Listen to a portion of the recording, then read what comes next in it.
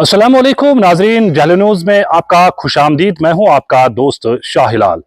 नाजरीन, आज हम बात करेंगे कश्मीर के कचरा मैन के हवाले से। जी हां, कश्मीर के कचरा मैन और जिला अनंतनाग के पेशे से एक मशहूर और मारूफ वकील एडवोकेट फारूक अहमद गनाई ने पॉलिथीन 2 और सोना लो के बाद अब घरेलू फजला का जादू दिखाकर शानदार तजुर्बा करके फजला पर ज़ैफ़रान की कामयाबी से काश्त की है। फारूक गनाई अब फजला को दौलत में तब्दील कर रहे हैं। आपको बताता चलो कि खाद बनाने के मुख्तलिफ तरीकों से गनाई ने घरेलू कचरे से बनी खाद पर ज़ैफ़रान की कामयाबी से काश्त की है। फारूक गनाई का मानना है कि फजला कभी ज़ाया नहीं होता है।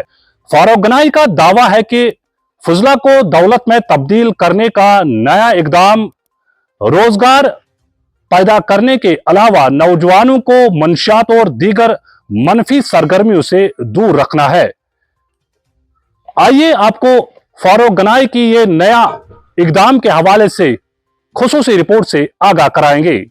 देखिए, जहाँ तक जियोप्लास्टिक टेक गोल्ड मैंने एक इनिशिएटिव लिया था, उस इनिशिएटिव को वर्ल्ड रिकॉग्निशन मिली और उसके बाद वो एक प्रोत्साहित करने का एक तरीका था। और उसके बाद मैंने सोचा कि जो डोमेस्टिक वेस्ट में कंपोस्टिंग में चेंज करता हूँ, सोर्स सेग्रीगेशन पे मैं जोर देता हूँ, बिहेवियरल चेंज पे मैं जोर देता हूँ, लेकिन मैंने सोचा कि मैं अपने घर को पहले एक लर्निंग सेंटर में तब्दील करूँगा, जहाँ पे मैं लोगों को ये दिखाऊँगा कि कचरे को फेंकने के बजाय अगर उसका मैनेजमेंट किया जाएगा, उसका निवारण किया जाएगा और कंपोस्टिंग की जाएगी, उससे हम क्या कुछ नहीं उगा सकते हैं। तो मैंने सोचा कि मैंने बहुत सारी चीज़ें, टमाटो को उगा के देखा, मैंने बाकी सब्जियों को उगा के देखा कचरे पे। तो मैंने एक आइडिया मेरे दिमाग में आया कि सैफरान, मुझे बाहर के एक दोस्त ने पूछा कि आपके वहाँ पे सैफरान बनता है। तो मेरे जहन में ये एक सवाल था कि सैफरान यहाँ पे बन सकता है। और सैफरान को कल्टीवेट करने के लिए मैंने अवंतीपोरा, मेरा एक क्लाइंट है, मैंने उनसे कुछ कॉर्न्स लिए और उन कॉर्न्स को मैंने एक लेयर तैयार की। मैंने कहा कि मैं देखूंगा कि मात्र सिर्फ कचरे पे मैं कैसे उगा सकता हूँ।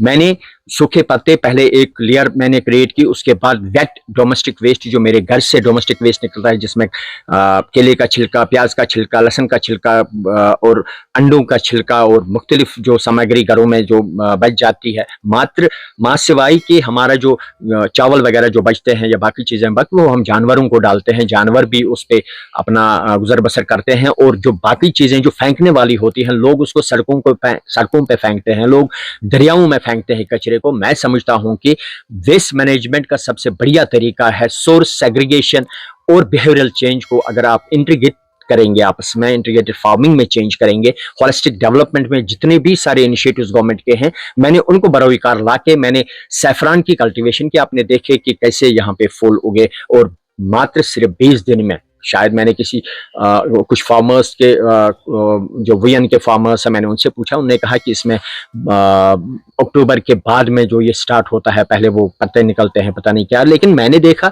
आपने खुद भी यहाँ पे इसका देखा कि अभी पत्ते भी नहीं निकले हैं, सिर्फ फूल निकले हैं। इसका मतलब यह है कि कचरे में जो वेस्ट मैनेजमेंट हम करते हैं, जो डोमेस्टिक वेस्ट हम कचरे से बनाते हैं, उस डोमेस्टिक वेस्ट का कितना पावर है। तो मैं यही कहूंगा कि this is all magic of domestic waste and I believe कि वेस्ट इनटू वेल्थ तब्दील करने में अगर सरकार को भी मेरी सहायता की जरूरत होगी, मैं फ्री ऑफ कॉस्ट, बिना किसी उजरत, सरकार को हर एक जगह इस बारे में हर डिपार्टमेंट को असिस्ट करने के लिए तैयार हूं। लेकिन पहले मैंने अपने घर को जो लर्निंग सेंटर में चेंज किया है, मैं अब कोशिश करूंगा कि स्कूली बच्चों को भी मैं यहाँ आमंत्रित करूंगा, उनको भी दिखाऊंगा कि कैसे। इसमें यह नहीं है कि मैं एक पेशे से मैं वकील हूं, मैं क्यों करूं।